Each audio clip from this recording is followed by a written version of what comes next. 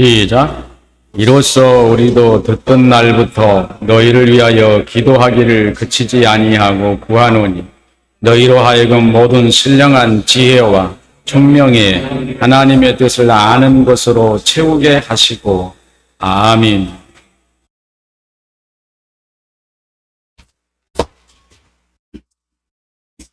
세상 사람들은 우리를 일컬어 하나님의 백성, 곧 그리스도인이라고 말합니다. 이 말은 지극히 타당한 말입니다. 그렇지만 이 말의 의미를 여러분은 이해하고 계시는지? 하나님의 백성, 그리스도인이라는 말입니다. 지난날 저와 여러분이 함께 나눈 말씀을 곰곰이 되새겨보면은 하나님의 백성, 곧 그리스도인이라는 의미에 대해서 아마 매우 크게 감동을 하셨을 것이라고 저는 생각합니다. 하지만 사람들은 이 말씀에 대한 해석에 있어서 두 부류로 나눠집니다. 한편은 이 말씀을 하나님께서 처음 지음을 받은 사람과 같은 의미로 이해를 합니다. 하나님께서 사람을 지으실 때 하나님의 형상대로 사람을 지으셨습니다. 그리고 사람은 타락했고 타락한 사람들을 구원하시려고 친히 독생자로 이 세상에 하나님이 오셨습니다. 하나님께서 오시는 이유에 대해서는 여러분에게 여러 번을 말씀을 드렸으나 간략하게 말씀을 드리자면 하나님은 모든 피조물을 사랑하십니다. 하나님의 형상대로 사람을 지으셨기 때문입니다. 그런데 사람은 하나님의 형상을 잊어버렸고 육체뿐인 사람이 되었습니다. 하나님께서 타락한 사람들을 구원하시기 위해 아들로 오셔야만 했습니다. 그것은 친히 아들이 되시는 것은 사람과 같아지기 위한 것이고, 같아지는 것은 사람의 수준에서 사람을 이해하셔야만 했기 때문입니다. 여러분들은 이렇게 할 겁니다. 전능하신 하나님이 하나님 수준으로 사람을 이해하면 더 정확하게 잘 이해할 거 아니겠습니까? 그러나 그렇지 않습니다. 하나님도 사람의 수준에서 사람을 이해하셔야만 했습니다. 그 이유에 대해서 여러분에게 말씀을 많이 드렸을 것입니다. 그래서 사람과 같아져야 하고 같아지지 않으면 사람을 구원할 수 없었던 것입니다. 아니, 전능하신 하나님이 그 능력으로 사람을 구원하시면 되지 않습니까? 라고 질문할 수도 있으나 그건 절대 가능한 일이 아니었다. 반드시 사람을 구원하기 위해서는 사람과 동일한 사람과 같이 오셔야만 했었다는 것입니다. 그게 성경이 말하는 이유입니다. 우리는 이 이유에 대해서 뭐라고 토를 달 수도 없습니다. 그게 하나님의 뜻이었구나, 이렇게 이해를 해야 됩니다. 여기에서 구원에 대한 명확한 이해가 필요합니다. 구원. 여러분, 구원이 무엇인지 잘 알아야 합니다. 대부분 구원에 대한 이해가 없이 자신이 하나님으로부터 구원을 받았다고 말하는 사람들이 아주 많습니다. 구원이 무엇인지 어느 상태가 구원이신지를 정확하게 알지도 못하고 난 구원받았어 이렇게 말하는 사람이 많다는 거예요. 난 구원받았으니까 천국 갈 거야 이렇게 생각하는 사람들. 대부분 구원에 대한 이해가 없습니다. 성경에서 말하는 구원의 상태가 무엇입니까? 아마도 여러분은 그동안 제가 여러분에게 아주 많이 말씀을 드려서 잘 이해하실 것이라고 저는 생각합니다. 구원을 받는다는 것은 타락한 사람이 최초의 지음받은 상태로 회복되는 상태의 전환을 의미합니다. 타락한 사람이 최초의 하나님의 지은 상태로 회복되는 것, 이게 구원이라는 거예요. 근데 그것과는 관계없이 자기 마음대로 생각한 사람이 많이 있잖아요. 최초의 사람은 하나님의 형상대로 지음을 받았습니다. 그런데 하나님의 형상을 벗어버렸습니다.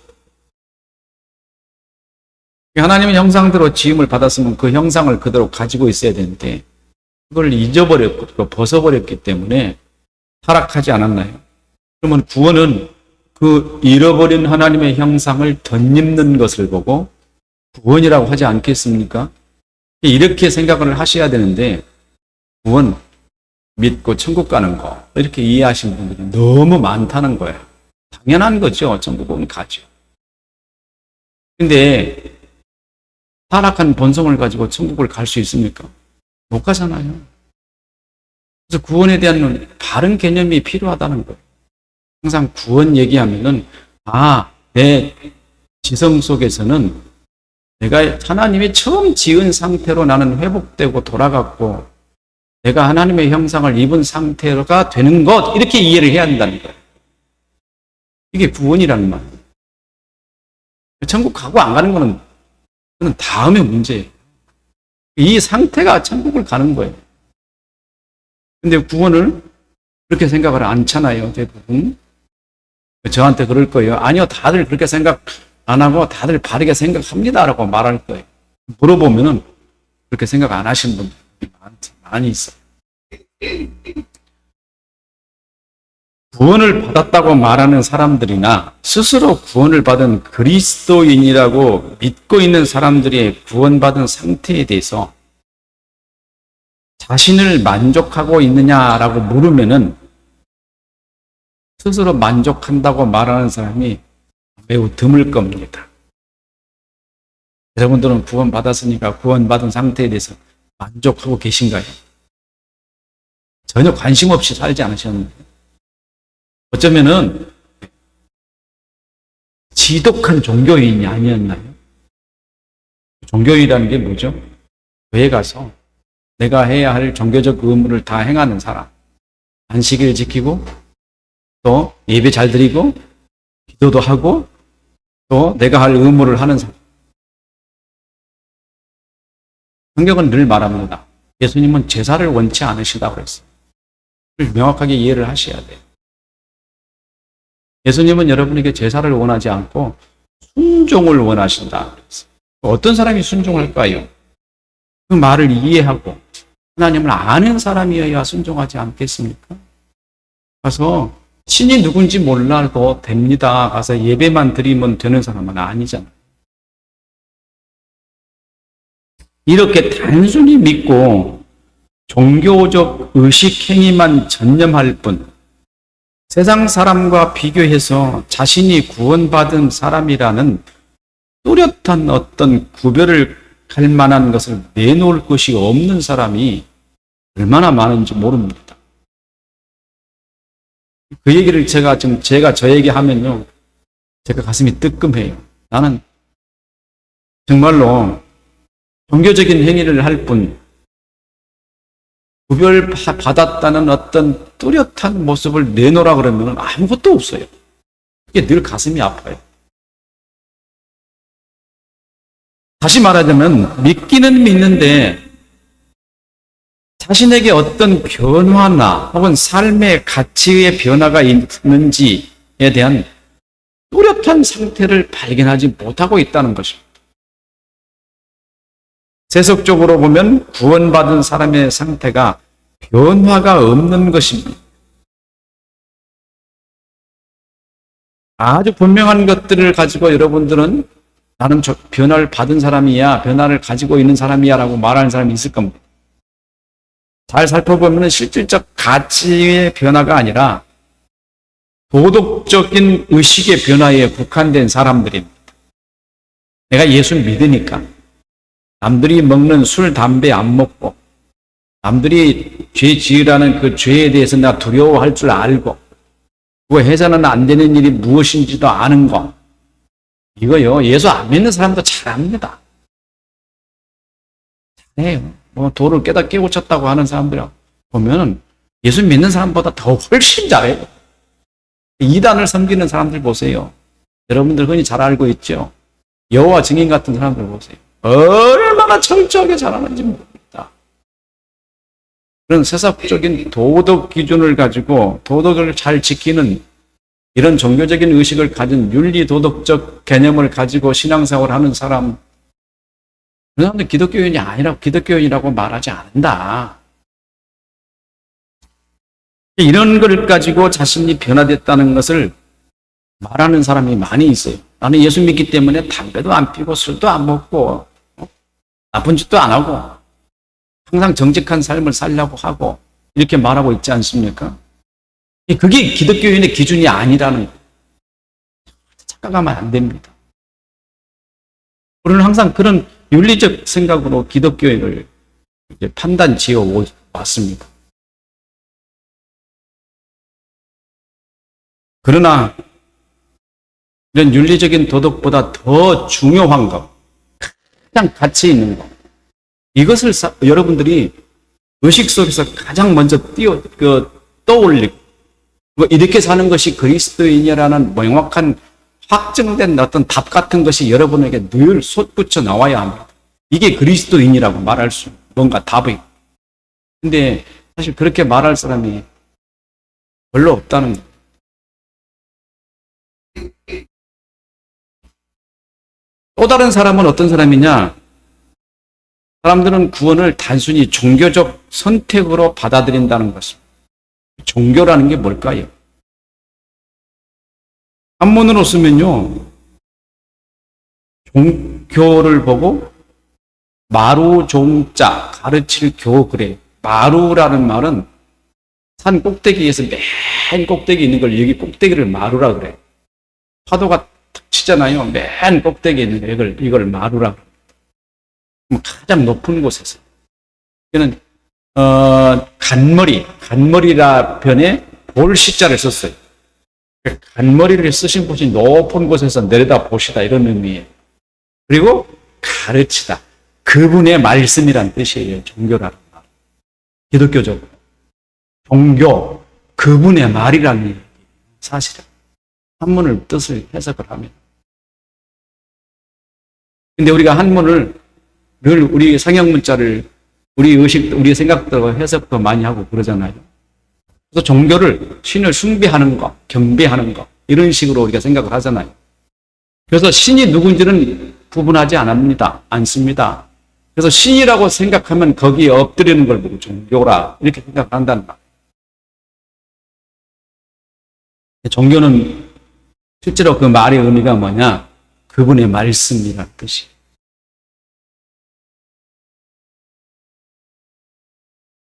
그런데 우리는 사전적 의미는 초월적 신을 믿고 숭배하여 마음의 평안과 행복을 얻고자 하는 정신 문화의 총체적인 체계다. 이렇게 국어사전에 보니까 이렇게 써 있더라고요.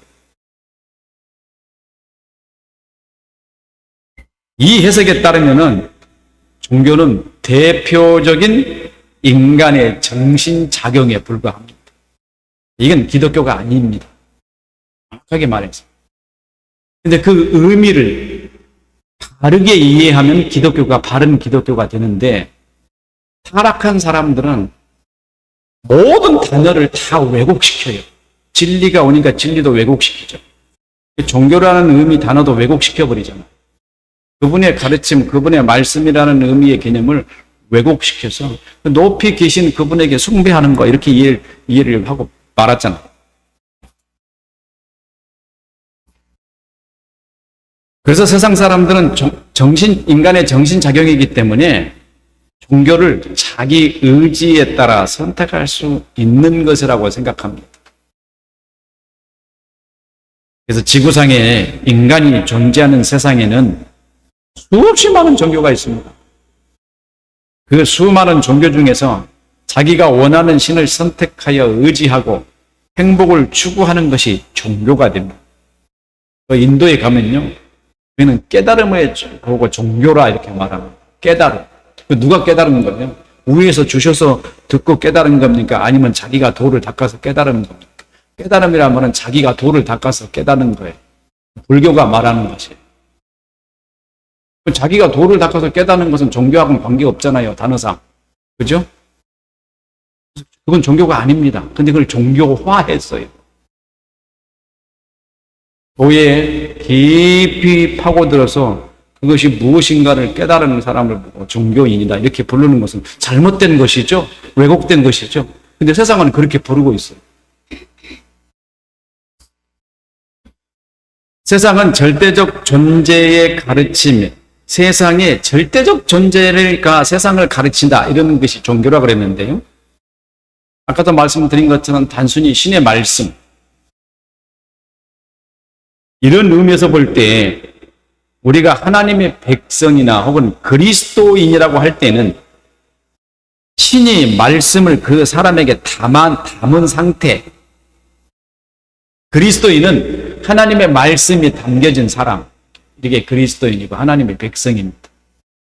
이렇게 이제 누가 여러분에게 당신은 그리스도인입니다라고 말할 때 당신은 그리스도인입니까? 라고 물으면 그러면 여러분들은 이렇게 이해를 하셔야 돼요. 하나님의 말씀이 내 안에 담겨져 있는 사람인가? 그거를 생각하고 대답을 하셔야 돼요. 그냥 나는 예수 믿기 때문에 그리스도인입니다. 이렇게 대답하시면 안 되고, 내가 그리스도인이라고 말할 때는 내 안에 뭐가 있어요? 하나님의 말씀이 들어있는 사람입니다. 라는 고백이. 기독교인, 그리스도인, 하나님의 백성, 그리스도인이라는 말의 의미를 이렇게 이제 명확하게 우리가 이해를 해야 됩니다. 그래서 우리가 쓰는 언어 자체가 진리를 기준으로 사용하는 언어여야 되지. 항상 우리는 왜곡된 것을 우리 의식 속에서 받아들이고 이해하고 있었기 때문에 되고 있으면서도 잘못되는지 모르고 세상을 살고 있다는 거예요. 자, 이 말을 하나님의 백성과 그리스도인, 그의 말씀이 담겨져 있는 사람이라는 의미를 우리가 해석해 보려면은 이제 우리가 앞으로 수년 후면은 이런 일이 우리에게 일어날 겁니다. 어떤 일? AI가 발달되고 나니까 지금 인공지능 문제가 여러분에게 막 대두하고 있잖아요. 사실 그쪽 계에서는요, 인공지능이 세상에 등장해가지고 세상의 문화가 어떻게 발전할 것인지 이것에 관해서 굉장히 심각하게 토론을 많이 하고 있습니다. 여러분들은 교회에 이렇게 왔다 갔다 하고 세상을 살다 보니까 그 내용을 잘 모르고 계실지 모르겠습니다만은 굉장히 심각해요. 이게 사람들에게 유익을 줄 건지 안 줄 건지. 근데 인공지능이라는 것은 말입니다. 로봇을 만들었어요. 철로 두들겨가지고 사람의 모양의 로봇을 두들겼다 그러니까 망치로 때렸다고 이해하지 마시고 기계로 찍어가지고 했습니다. 어떤 뭘 붙였던가. 거기다가 그 기계 안에다가 이 기계가 움직이게 하려면 뭘 집어넣어줘야 되죠? 프로그램. 그죠? 소프트웨어를 집어넣어줘야 되잖아요. 이 지식 체계를 업로드해 줘야 이 로봇이 정말로 정상적인 상태로 움직이게 됩니다. 로봇들 안에 프로그램이 없으면은 그건 쇳덩어리에 불과하죠. 그죠? 아무 쓸모도 없어요. 로봇에게 설치되어 있는 프로그램은 인공지능 프로그램입니다. 이 프로그램이 무엇이냐에 따라서 로봇의 정체가 결정됩니다. 그렇죠? 우리 로봇의 정체를 여러 가지로 나누어서 한번 분류로 나누었다고 생각해 보겠습니다. 부엌에서 일하는 로봇, 그러면 부엌에서 일하는 프로그램이 깔려야 되죠. 저기 공장에서 일하는 프로그램을 깔린 로봇을 갖다가 부엌에 갖다 놓으면 일 제대로 하겠습니까? 안 하겠습니까? 못 하잖아요. 뭐 3살 먹은 어린애도 다 알잖아요. 3살 먹은 어린애가 아는 건 아니겠습니까? 그의 정체는 그 안에 들어있는 프로그램이에요. 사람도 사람 안에 있는 지적 정보 체계가 있어야 합니다. 그렇잖아요. 사람도 지음을 받았으니까. 진화론자들은 사람은 자연적으로 생겨났기 때문에 이것이 지적 프로그램이 있어야 되는지 없어야 되는지 그것에 관한 전혀 생각을 안 합니다. 나중에 오래 가면 이제 그 사람들 후회할 거예요. 사람도 역시 마찬가지예요. 우리는 하나님으로부터 지음을 받았습니다. 하나님 흙을 빚으셔가지고 그 코에다 생기를 꾹 불어넣으셔서 사람이 되게 하셨어요. 우리는 이걸 명확하게 믿고 있는 것이 아니라 우리 속에서 살아서 역사합니다. 그 말씀이 우리를 그렇다고 하게 만들고 있어요. 그러면 그 말씀이 무슨 말씀이냐가 중요하죠. 그게 정체를 드러내잖아요. 내 안에 들어있는 말씀. 그것이 종교, 다시 말하면 신의 가르침이어야 된다는 거예요. 신이 주신 말씀이어야 된다. 그게 우리에게 지금 여태까지 배워온 얘기 아닙니까? 우리 안에 하나님 말씀이 들어있지 않으면 우리는 하나님의 백성이 아니다. 이런 얘기예요. 그러므로 종교는 신의 가르침을 받는 사람을 말합니다. 신의 가르침은 철저하게 진리에 입각해야 되죠. 그죠? 근데 거짓 신이 가르치는 말씀은 진리일까요? 아니잖아요. 사람이 만들어낸 신, 사람이 깨달은 진리는 그 사람 진리지 하나님 진리가 아니지 않습니까? 세상의 모든 진리가 뒤죽박죽 혼란스럽고 이렇게 막 사람들이 잘못 이해하게 만드는 원인이 뭡니까? 다 나름대로 자기 나름대로 생각해서 진리를 해석하기 때문에 왜곡되게 된 것이 아니겠습니까? 그러므로 종교를 신으로부터 가르침을 받은 정신작용으로 보는 왜곡된 해석이 문제이죠. 그래서 저는 세상 사람들이 종교라는 말을 올바른 의미로 이해하고 있지 않음을 보고 하나님의 백성을 종교인이라고 부르는 것을 저는 배격해요. 여러분들을 종교인이라고 안 불러요. 저는 여러분들은 종교인이 아닙니다. 그럼 여러분은 뭐라고 대답할까요? 난 종교인이 아니면 뭘까? 종교인이라는 생각을 아예 버리십시오. 여러분 종교인이 아니에요. 하나님의 백성, 그 그리스도인들은 하나님의 말씀의 사람이기 때문에 진리의 사람이라고 말하는 것을 더 신뢰하고 싶어요. 진리의 사람. 또 진리의 사람이라는 의미는 거짓된 정보로 삶을 영위하는 사람이 아니라는 의미고 하나님으로부터 보내진 말씀으로 삶을 영위하는 사람이라는 뜻입니다. 그리고 그리스도인이라고 할 때는 여러분에게 자주 말씀을 드린 바와 같이 복음으로 말미암아 정체성을 가진 사람이 되었기 때문에 복음의 사람이다. 이렇게. 그 복음이 예수 그리스도이시고 하나님 말씀이기 때문에 내 안에 누가 들어있어요? 그리스도가 있어서 그리스도인이라 이렇게 말한다. 여러분들은 내 안에 그리스도가 있다는 그 의미를 매우 받아들이기 어렵거나 이해가 좀 안 될 거예요. 아마 여러분 지성 속에서. 그래서 내가 오늘 그거를 내가 설명을 드리려고 합니다. 잘 살펴보십시오. 구원을 최초에 지음받은 사람으로의 회복이라고 말했잖아요. 최초의 사람은 하나님의 형상대로 지음을 받은 사람입니다. 하나님의 형상은 곧 하나님 말씀으로 말미암은 삶의 형태를 드러내는 사람입니다. 하나님의 말씀에 의해 사는 사람을 의미합니다. 그리스도인은 그 사람의 본질이 그리스도이기 때문에, 그래서 여러분의 본질이 그리스도예요. 그러면 그리스도인은 최초의 지음을 받은 목적을 가진 사람으로 회복됐어요. 최초의 지은 대로 회복이 되어 있단 말이에요, 여러분. 그러므로 분명히 선언하지만 우리는 왜곡된 해석에 비치어 종교인이 아니고 바른 해석으로 의미하면 합당하지만 대부분이 종교라는 말을 왜곡해서 사용하므로 이 종교라는 말을 배격하자 이 말입니다. 우리는 하나님이 지으신 하나님과 연합된 사람입니다. 개혁교회의 최고의 교리입니다. 그리스도와의 연합. 이 굉장한 교리인데요. 이거를 알면은 기독교를 다 아는 거예요. 근데 이거를 지금 세상이 이거를 좀 가르치고 있어요. 엄청난 이거를. 곧 지음받은 사람으로서의 삶의 본질에 충실한 사람으로서 그리스도인, 곧 하나님의 백성이라고 말하는 것입니다. 그래서 구원을 받는다는 것은 우리 옛사람이 죽고 내 안에 그리스도의 정체로 사는 것이다. 지금 지난 1년 동안 계속해서 복음에 관한 이야기를 하면서 여러분에게 이거를 결론적으로 말씀을 드렸어요.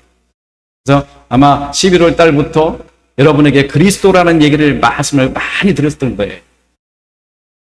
로마서 6장 8절에 보면 이렇게 써 있어요. 우리가 알거니와 우리 옛사람이 예수와 함께 십자가에 못 박힌 것은 죄의 몸이 죽어 다시는 우리가 죄의 종로로 타지 아니하려 함이라.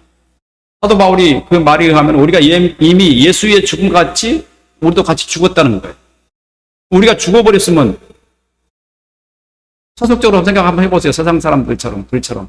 우리가 죽어버렸으면 살 수 있는 존재가 아니잖아요. 그러면서 뭐라고 말하냐면 이는 죽은 자가 죄에서 벗어나 의롭다 하심을 얻었습니다. 3절에 만일 우리가 그리스도와 함께 죽었으면 또한 그와 함께 살 줄을 믿노니. 지금 우리가 사는 것은 그리스도와 함께 죽고 우리가 사는 것은 지금 그리스도로 산다는 거예요. 그래서 갈라디아 2장 20절을 여러분에게 말씀을 자꾸 드렸죠. 무슨 말입니까? 하나님의 형상을 벗어버린 지난날의 삶을 예수와 함께 죽었다는 거예요. 그러니까 하나님의 형상을 벗어버린 사람은 죽었어요. 그러므로 타락한 죄의 본성은 죽었어요. 사도 바울이 한 말이에요. 우리 안에 여전히 있으나 실제로 그 역할을 다한 상태, 우리의 자아 속에서 그 죄의 정체가 작용을 하지 않고 우리는 복음의 정체로 산다 이 말입니다. 사도 바울. 그러므로 우리는 이제 그 타락한 본성으로 사는 것이 아니라 예수께서 죽고 다시 거듭나신 생명을 가지신 분인 것처럼 우리의 새 생명으로 사는데 하나님께서 주신 말씀으로 사는 것이다. 이렇게 말하는. 하나님의 말씀을 사도 바울이 결론을 내리는 거예요. 이것이 새 생명이고 그리스도의 생명입니다. 이것을 최초의 사람의 회복이고 구원이다. 하나님의 형상을 회복하는 것이 구원이다. 하나님의 형상을 잃어버린 것이 타락이다. 죄짓고 나쁜 짓하고 도둑질한 것이 타락이 아니고요. 하나님의 형상을 잃어버리니까 죄를 지을 수밖에 없는 사람이 된 겁니다. 우리는 결론을 가지고 사람의 정체를 보려고 하는데 결론이 아니고 그 원인을 가지고 보는 거예요. 타락했기 때문에 죄를 짓는 거예요. 타락 안 하면 죄를 지을 수 없습니다. 명확한 답이에요.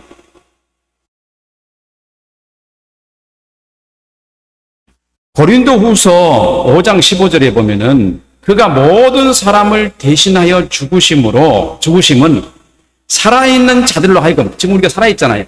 살아있는 자들로 하여금 그들 자신을 위하여 살지 않고 오직 그들을 대신하여 죽었다가 다시 살아나신 이를 위하여 살게 하려 함이라. 누구를 위해서 살게 한다는 거예요? 그를 위하여서가 아니고 그로 말미암아라는 뜻이에요. 예수 그리스도로 살게 하려 함이라. 그리스도인은 예수로 사는 거예요. 그러므로 우리 안에 누가 사는 겁니까? 예수가 살고 있죠. 근데 그 예수의 명찰 꼬리표에는 누가 달려있다고 그랬어요? 여러분의 이름이. 로마서 6장 11절에 이와 같이 너희도 너희 자신을 죄에 대하여 죽은 자요 그리스도 예수 안에서 하나님께 대하여 살아있는 자로 여길지요.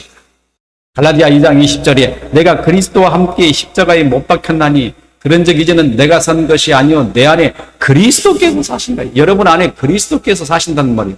여러분을 좀 버리면, 여러분을 좀 저쪽에 내려놓으면 여러분 안에 누가 계세요? 그리스도가 계시죠. 근데 여러분 참 내려놓기 어렵죠. 얼마나 어려운지 몰라요. 왜냐하면 여러분이 살아있으면 절대 안 내려져요. 죽음은 내려지게 되죠. 내 안에 그리스도께서 사는 사람들이 되시길 바랍니다. 자, 그래서 저는 앞으로 1년 동안 이 말씀의 주제를 통해서 여러분에게 이 세상에 사는 것이 참 사람으로 사는 것이지 종교인으로 사는 것이 아니라는 것을 심도 있게 말씀을 드릴 거예요. 2024년도에는. 지난 2023년도에는 여러분은 아실지 모르지만 사실 제가 말씀을 드렸어도 복음의 기초적인 삶에 대해서 말씀을 드렸어요.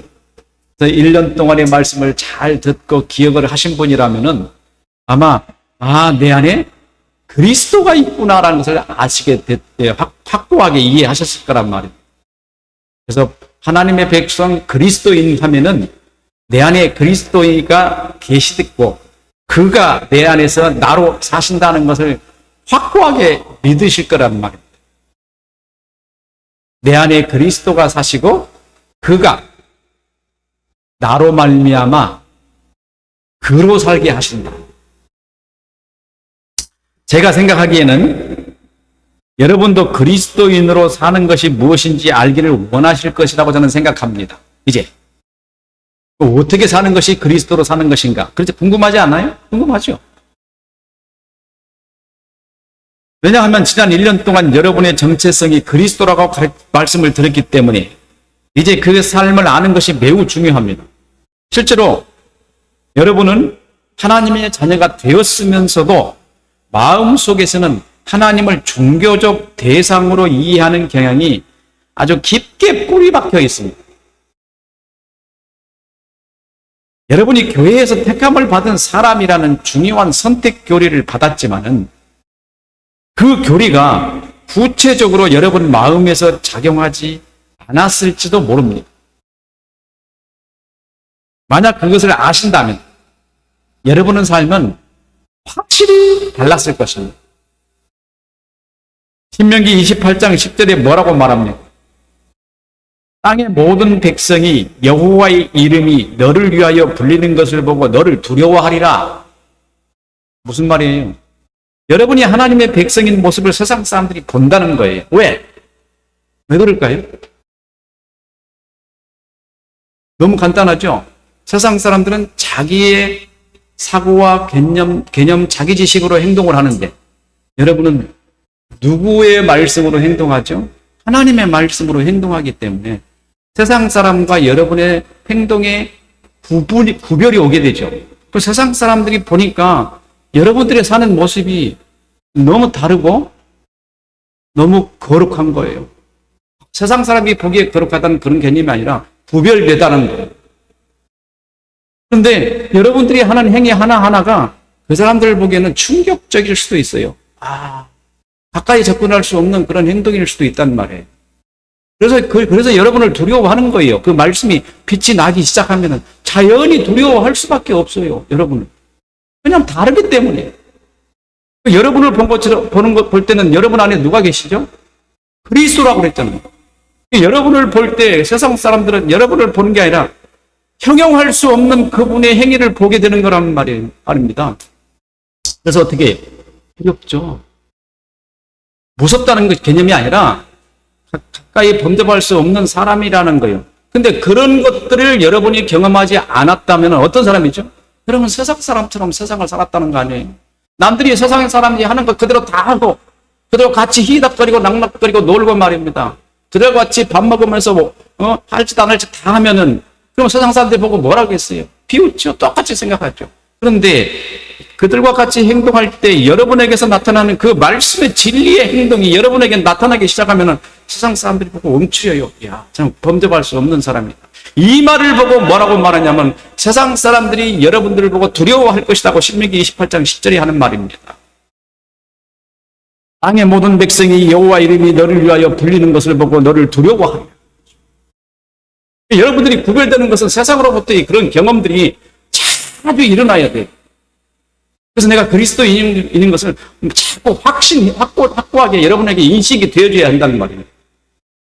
그래야 여러분 삶 자체가 달라지는 것을 여러분이 느끼게 돼요. 여러분이 내가 예수 믿는 사람이네. 이런 사람들이 되어질 때, 이런 생각을 가져질 때 여러분이 직접 예수 사람의 말씀으로는 성장하기 시작하는 거예요.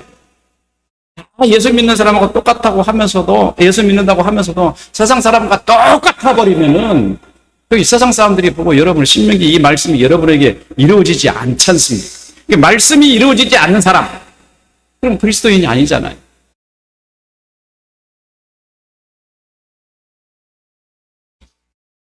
자, 이렇게 세상 사람들이 여러분을 향하여 두렵게 보고 여러분의 행위를 거룩하게 보게 되면은 그럼 여러분에게 나타나는 현상이 뭡니까? 자동적으로 신명기에서 말하는 것처럼 세상에 뭐가 됩니까? 머리가 되겠다. 한번 생각해 보세요. 진리의 길이 바르고 우승하겠습니까? 거짓의 길이 바르고 우승하겠습니까? 물어볼 필요도 없는 거죠. 진리로 하는 행동과 삶이 바르고 우승하게 되죠. 자꾸 위로 올라가죠, 진리는. 근데 거짓은 자꾸 땅에 떨어지고 실패하고, 여러분 진리로 살게 되면은 여러분의 사는 모습을 보고 세상 사람들이 보고, 이야, 저 사람이 하는 건 다 잘 돼.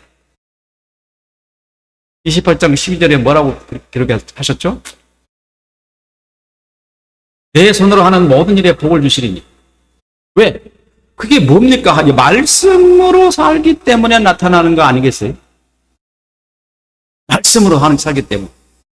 내 손으로 하는 모든 일마다 하나님이 복을 주시면 사람들이 보고 뭐라는 거예요? 쟤는 참 다 잘 돼.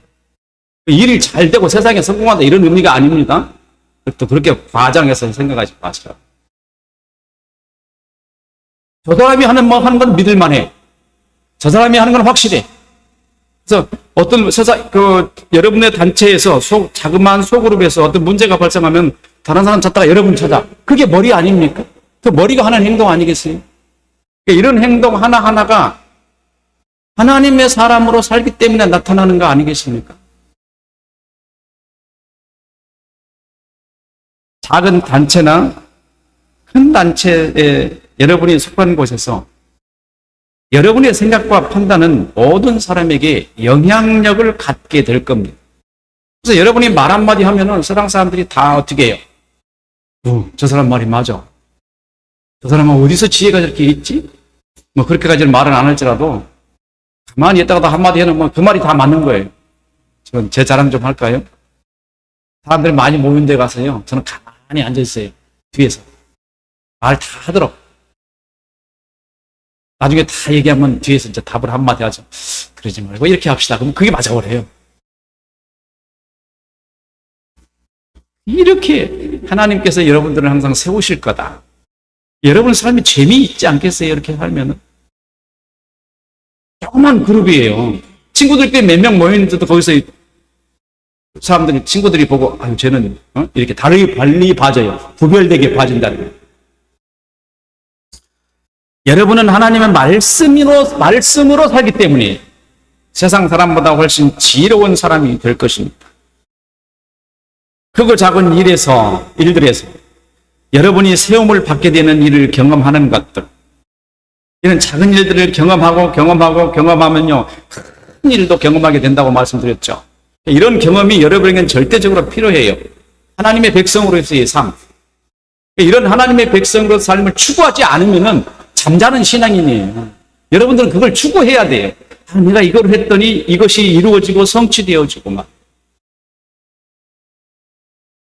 이런 것을 통해서 하나님은 내가 너와 같이 있다는 걸 보여주시는 거예요. 그런 걸 통해서. 그래서 하나님이 함께 하시는 일이 점진적으로 여러분에게 나타나면서 여러분이 하는 일이 정말로 잘 되는 결과들을 보게 될 것이다. 심지어 여러분이 위험에 처할 때, 어떤 문제가 생겨서 여러분이 공격을 받을 때, 성경은 뭐라고 말합니까? 악한 자가 너를 대적하려고 한 길로 들어왔으나 뭐라고 그랬죠? 7길로 도망갈 거라. 그때는 그런 위험을 처하면 그 말씀을 외우는 거예요. 하나님, 이렇게 약속하시지 않으셨습니까? 왜? 자꾸 읽어보세요. 그 마음을 새겨보세요. 정말로 그대로 나타나요. 여러분을 공격하는 사람들이 다 도망가요. 여러분을 꼭 죽일 것 같더니 사라져 가버렸어요. 왜 그럴까요? 말씀이 역사하기 때문에.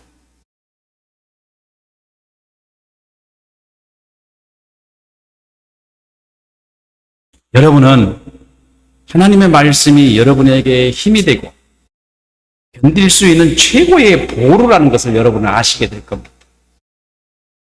그것은 여러분의 안에 있는 그리스도의 정체성이 복음이죠. 복음이 하나님의 말씀과 같기 때문에 하나님의 말씀의 능력이 여러분에게 나타나는 겁니다. 여러분이 능력이 있어서 그런 게 아니고 그런 얘기를 하면 됩니다. 가슴이 아파요. 어떤 분은 목사님은 능력이 많아. 퍽 쓰러지고 막 그런다. 사기는 참. 그 능력이 아니에요. 능력은 여러분이 복음의 정체성을 가진 그리스도인일 때 하나님의 말씀과 여러분의 정체성이 같기 때문에 능력이 나타나는 것입니다. 그래서 예수께서 이렇게 말씀하셨습니다. 요한복음 15장 7절이에요. 너희가 내 안에 거하고 내 말이 너희 안에 거하면 무엇이든지 원하는 대로 구하라. 그리하면 이루리라. 한번 생각해 보세요. 너희가 내 안에 거하고 우리가 예수님 안에 거하고 그 예수님의 말씀이 우리 안에 거하면 그럼 예수님과의 나와는 어떤 관계죠? 지금 이게 이거 물리학으로 말하면 양자역학으로 말하면 이거 어떤 상태예요? 얽혀 있고 중첩된 상태예요. 오늘 내가 이거를 설명해 드릴게요. 이거를 설명하면 여러분 아주 오묘한 것을 깨달을 거예요. 어떤 사람은 이 말을 오해해서 뭐라고 말하냐면 자기 안에 주님의 말씀이 있다는 생각을 가지고 정욕적으로 구하여 얻지 못함으로 실망을 하는 사람을 보게 됩니다. 어떤 사람은 자기 안에 그리스도가 있다고 해가지고 이단을 만들어낸 사람도 보게 됩니다. 한번 생각해 보십시오. 여러분 안에 거하시는 그 말씀이 정욕적인 것을 구할까요? 여러분 앞에 계시는 복음의 정체성이 정욕적인 것을 구할까요? 절대 안 구하죠. 그런 거 안 구해요. 하나님의 진리의 뜻을, 하나님의 뜻을 구하죠. 그래서 마땅히 하나님 뜻대로 구하실 거 아닙니까? 그 뜻이 이루어짐으로 그리스도인으로서의 삶이 나타나지 않겠습니까? 이제 여러분이 그리스도인이라면 어떻게 해야 돼요? 내 안에 하나님 말씀이 계신다면 여러분의 기도가 다 무슨 기도예요? 하나님의 뜻대로 구하는 기도. 그죠? 하나님의 뜻대로. 정욕적인 것은 사라지고 하나님의 뜻대로 구하는 기도. 이것이 굉장히 중요합니다. 하나님의 뜻. 하나님의 뜻이 뭘까? 이게 지금 기독교에서 신비적인 거잖아요. 하나님 뜻을 알려고 얼마나 많은 사람들이 노력하는지 모릅니다. 기도를 해서 40일 금식 기도를 해가지고 하나님의 뜻을 알려고 하는 사람이 굉장히 많아요. 하나님 뜻은 뭘까? 요한복음 9장 31절에 이렇게 합니다. 하나님은 누구의 말씀을 들으신지 한번 보겠어요. 하나님이 죄인의 말을 듣지 아니하고 경건하여 그의 뜻대로 행하는 자의 말을 들으시는 줄을 우리가 안다. 주님이 뭐라고 그랬어요? 하나님의 뜻대로 행하신 자의 말을. 그럼 누가 하나님의 뜻대로 행합니까? 하나님, 내 속에 복음이어야만이 하나님 뜻대로 행할 거 아니겠어요? 요한일서 5장 14절에 그를 향하여 우리가 가진 바 담대한 것은 이것이니 그의 뜻대로 무엇이든지 구하면 들으십니다. 이제 우리는 한 발자국씩 그리스도의 삶을 배워갈 것입니다. 그래서 우리의 삶의 모든 것이 그리스도의 삶이 되어 결국은 하나님의 영광이 여러분에게 나타나게 되는 것입니다. 세상 사람들은 종교는 사람에게 있어도 되는 것이나 아니면 없어도 되는 것으로 인식합니다. 삶과는 별개의 취미와 같은 것으로 생각합니다. 더군다나 실종주의 과학 시대에서 더욱 종교의 중요성을 배제하고 있는 상황입니다. 물리학을 공부하는 기독교인이라면 잘 알겠지만은 최근에 개발되고 있는 과학은 철저히 성경적 원리에 입각한 이론 체계로 과학을 발전시켜 가고 있다는 것을 여러분 모를 겁니다. 라는 얘기가 될 거예요. 최근 이론이요, 성경적 체계의 기틀을 가지고 지금 이게 과학을 발전시켰어요. 어쩌면은 머지않아 물리학자들은 하나님과 그리스도를 발견했다고 하는 날이 있을지 모르겠습니다. 난 이 말이 두려워요. 하나님과의 그리스도는 어디서만 가르쳐주죠? 교회에서만 가르쳐주잖아요. 물리학자들이 지금 연구하는 것을 보면은 이거 뭐지않아 이 사람들이 하나님 발견했다고 하겠네? 이런 방향으로 가는 것 같아요. 오늘 제가 여러분에게 드린 말을 보면 좀 이해를 할 거예요. 그들이 연구하고 개발하는 이론을 살펴보면은 이미 성경에 있는 이론과 조금 더 다르지 않습니다. 빛에 관한 얘기도 마찬가지예요. 2023년 노벨 물리학상을 수상한 안톨 자일링거라는 사람이 있습니다. 이 사람은요, 한 가지 실험을 성공해서 성공해서 노벨 물리학상을 받았는데 무엇을 실험했냐면은 얽힘과 중첩을 이용해서 그것을 통해서 정보의 순간 이동을 성공시켰어요. 그래가지고 유럽, 중국이 그 사람이 성공한 실험을 그대로 이용해가지고요, 여기서 우주선까지, 우주 정거장까지 양쪽에 얽힌 것을 두고 정보를 순간 이동시키는 것을 성공해버렸어요. 그래서 이것이 확실하구나 해서 노벨상을 준 거예요. 이거 보면 제가 심각해요. 야, 머지않아 이런 날이 오겠다. 그래서 제가 양자역학에 대해서 글을 쓰겠다 해서 지금 글을 쓰고 있는데요. 이제 이것이 다음 호에 이제 결론을 내릴 거예요. 잘 들어보세요. 아마도 이것을 아는 사람이 별로 없을 겁니다. 어떤 물질을 양자 상태로 서로 얽혀 있다고 생각해 보세요. 여러분 안에 누가 계시죠? 그리스도. 그리스도와 여러분은 서로 어떻게 돼 있죠? 얽혀 있어요. 여러분은 그리스도가 여기 여러분 안에 있는 그리스도와 하늘에 계신다고 합시다. 그리스도와 하늘에 계신 그리스도와 서로 얽혀 있어요. 그죠? 얽혀 있잖아요. 근데 여러분의 그리스도는 하나님이 여러분의 안에 있는 그리스도를 보고 뭐라고 부르시죠? 여러분의 이름을 여기다가 새겨놨어요. 그래서 여러분은 그리스도이지만 여러분이에요. 뭐만 틀려요? 정체만 틀립니다. 이름의 정체만. 똑같은데 얽혀 있죠? 그리스도. 그 양자 얽힘하고 중첩을 통해서 뭘 실험에 성공했다고요? 여기에 있는 정보를 저 우주 정거장에다가 두고 어떤 거 하나 두고 이 정보를 여기 있는 정보를 순식간에 이동시키는 것을 성공했단 말이에요. 정보를 양자 정보를. 그래서 여러분 이해가 안 돼요. 예를 들어서 어떤 물질이 얽혀 있습니다. 서로 정보가 얽혀 있어요.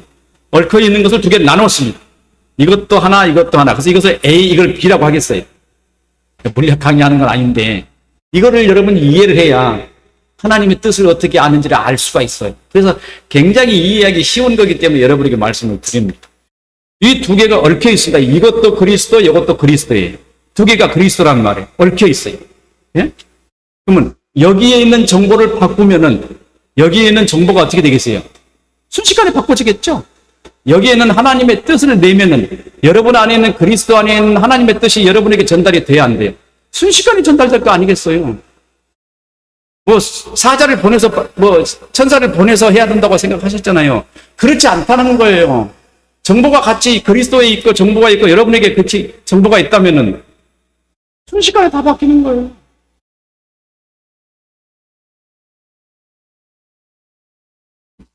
내가 바꿨으니 너 바꿔라. 안 해도 바꿔줘요. 안톤 자일링가라는 사람은 이것을 실험해서 성공했습니다. 이것은 본래 하나님께서 사람을 지으실 때, 잘 들어보세요. 하나님께서 사람을 지으실 때 사람에게 뭘 주셨죠? 하나님의 형상을 줬잖아요. 하나님의 형상. 그럼 그 하나님의 형상 안에 들어있는 지식들은 다 누구 지식이에요? 하나님의 지식이잖아요. 그 하나님이 하늘에서 생각하시면 이 하나님의 형상의 생각이 정보가 바뀔 거 아니겠어요? 그죠? 바뀌잖아요. 하나님과 사람은 서로 무엇으로 얽혀 있죠? 하나님의 형상으로 얽혀 있어요. 얽혀 있단 말이에요, 서로. 예수와 여러분들은 그리스도라는 그 정체성으로 서로 얽혀 있어요, 복음으로. 하나님께서 얽혀 있는 하나님의 형상을 사람에게 그대로 일펴 주셨습니다. 그런데 사람이 그 하나님의 형상을 벗어버렸습니다. 자, 하나님의 형상을 벗어버리니까 하나님이 가지신 뜻이 그 사람에게 전달됩니까? 안 됩니까? 안 되죠. 이걸 보고 관계의 단절이라고 합니다. 얽혀 있는 상태라면 하나님의 계획하시면 사람에게 그대로 나타나서 사람이 충분히 하나님의 영광을 드러낼 것인데 사람이 그 신의 하나님의 형상을 벗어버리면 하나님의 뜻이 사람에게 나타나지 않습니다. 그리스도인에게도 마찬가지입니다. 그리스도는 하나입니다. 하나예요. 하늘에 계신 그리스도와 보좌 옆에 계신 그리스도와 내 안에 계신 그리스도는 하나입니다. 이 하나가 아니면 그리스도인이 아니라고 지금 줄기차게 제가 설명해 왔습니다. 여러분들은 옛사람 그 본성 그대로는 안 된다고 설명해 드렸어요. 복음의 정체성을 가진 씨앗이 여러분이 씨앗으로 거듭나지 않으면 여러분은 그리스도인이 아니에요. 그 씨앗으로 거듭나야 되죠. 그러면 그 복음은 여러분 안에 들어있는 지식의 정체성은 그 정보가 그대로 똑같아요. 단 질만 다를 뿐이죠. 그리스도는 하나입니다. 하늘에 있는 그리스도나 여러분 안에 있는 그리스도는 하나입니다. 구원받은 사람은 그리스도의 씨앗이 사람에게 심겨져서 그리스도의 정체를 가진 사람입니다. 이 두 상태는 그리스도로 서로 얽혀졌습니다. 그래서 그리스도께서 뜻하고 생각하시면 여러분에게는 그 뜻이 이루어져야 안 이루어져요? 이루어지죠. 성경에서 뭐라고 말씀하신 줄 아세요? 저희가 기도할 때 어떻게 기도해요? 하나님의 뜻대로 기도하라는 거예요. 하나님의 뜻대로. 예수 그리스도는 누굽니까? 하나님의 말씀입니다. 말씀이 육신이 되어 우리 가운데 거하시는 분입니다. 말씀은 무엇입니까? 하나님의 지식이자 정보라고 이해할 수가 있어요. 예수께서 뭐라고 하셨습니까? 내가 아버지 안에 거하고 아버지께서 내 안에 거해요. 내가 아버지 안에 있고 아버지가 내 안에 계신 것을 내가 믿지 않느냐? 내가 너희에게 이르는 말은 스스로 한 것이 아니라 아버지께서 내 안에 계셔서 말씀하시는 거죠. 예수님은 당신이 말씀하시면서도 이 말은 내 말이 아니고 누구 말이라고 그랬어요? 내 안에 계신 예수님이 하나님의 말이라고 그랬어요. 당신은 말을 하는 거예요, 안 하는 거예요? 안 하죠. 하나님이 말하니까 자기 몸을 어떻게 해요? 빌려주셨죠. 이걸 보고 제가 뭐라고 그랬어요? 축복이라고 그랬어요. 바라크. 하나님이 내 안에 오셔서 하나님 일을 하시는 걸 바라크, 축복이라고 말씀했잖아요. 시편 40편 7절 9절에 보면 이런 말이 있습니다. 그때에 나는 주님께 아뢰었습니다. 나에 관하여 기록한 두루마리 책에 따라 내가 지금 왔습니다. 나의 하나님, 내가 주의 뜻을 행하기를 즐거워합니다. 주의 뜻을 행하기를 즐거워합니다. 그런데 다음의 말씀이 중요해요. 주의 법을 제 마음속에 간직하고 있습니다. 주의 법이 여기는 뭐냐면 말씀이에요. 나는 많은 회중 앞에서 주께서 나를 구원하신 기쁜 소식을 전합니다. 주께서 아시듯이 내가 입을 다물고 있지 않을 것입니다. 이게 예수 그리스도에 관한 예언인데요. 그 안에 하나님 말씀이 있고 그 말씀이 그 예수님을 통해서 말씀하신다는 뜻을 시편에서는 이미 예언한 거란 말이에요. 여러분 안에 그리스도가 계시면 여러분이 말하는 그 말은 여러분의 말이 아니고 누구 말이에요? 그리스도의 말이 돼야 되죠. 예수님 안에는 하나님이 거하시는데 말씀으로 거하십니다. 이것은 뭘 말합니까? 물리학적 언어로 양자 중첩 상태이고 얽힌 상태입니다. 아버지와 예수님은 하나입니다. 그런데 우리가 하나님을 볼 때 사람의 육체의 예수의 인성만 보죠. 우리가 예수님의 인성만 보잖아요. 그 안에 계신 말씀을 잘 안 보고, 못 보고. 그러나 예수님 안에는 하나님이 계십니다. 빌립이 예수님께 물었어요. 요한복음 14장 8절에 주여 우리에게 아버지를 보여달라고 그랬어요. 예수님께서 뭐라고 대답하신 줄 아십니까? 예수께서 이르시되 빌립아 내가 이렇게 오래 너와 함께 있을 때 내가 나를 알지 못하느냐? 예수님과 지금 하나님과는 서로 어떤 상태예요? 중첩되고 얽혀있죠. 이게 이제 물리학적 언어란 말이에요. 이걸 가지고 우리가 이해를 하니까 얼마나 성경이 쉽게 이해돼요. 여러분과 예수님과 서로 어떤 관계예요? 얽혀 있어요. 그러면 머릿속으로 그렇게 생각을 하세요. 밖에 나가서 살면서. 나는 예수님과 얽혀 있는 사람이라고 생각을 한번 해보세요. 여러분 세상에 예수님으로 사는 거 아니겠습니까? 여러분이 세상에 예수님으로 살 때 세상 사람들이 여러분들을 두려워하고 여러분이 하는 모든 일이 뭐가 되겠어요? 세상에서 우승된 일을 할 수 있는 거 아니겠습니까? 여러분 지금까지 여러분 스스로의 삶을 살았다면은 그거 내려놔버리세요. 버리세요. 버려버리세요. 이제 예수로 살아보세요. 여러분 삶 속에서 일어나는 한 가지 행동 속에서 하나님과의 여러분과의 관계를 발견해 보십시오. 얼마나 놀라운 일들이 여러분에게 일어나는가 한번 보십시오. 예수님과 하나님의 아버지는 하나이셨습니다. 물리학에서 말한 바와 같이 서로 얽혀 있습니다. 모든 것이 같습니다.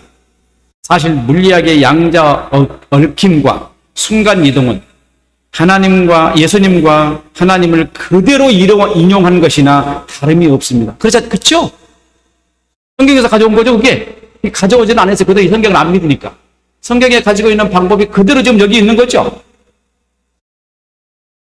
엄청난 거예요.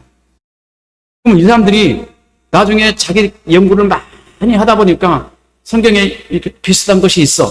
그러면 성경으로 돌아올까, 안 돌아올까? 성경을 읽기 시작할 거 아니겠어요? 읽다가 보면은, 예수님 발견하게 되면은, 나중에, 예수님 발견하게 되면은, 그러면 교회는 뭐가 되죠? 교회는 뭐가 될까요? 그때가. 교회는 이것도 모르고 있었나 그럴 거 아니에요? 물리학자들이. 그럼 교회는 뭐가 되죠? 얼마나 부끄러운 때가 교회에 다가옵니까?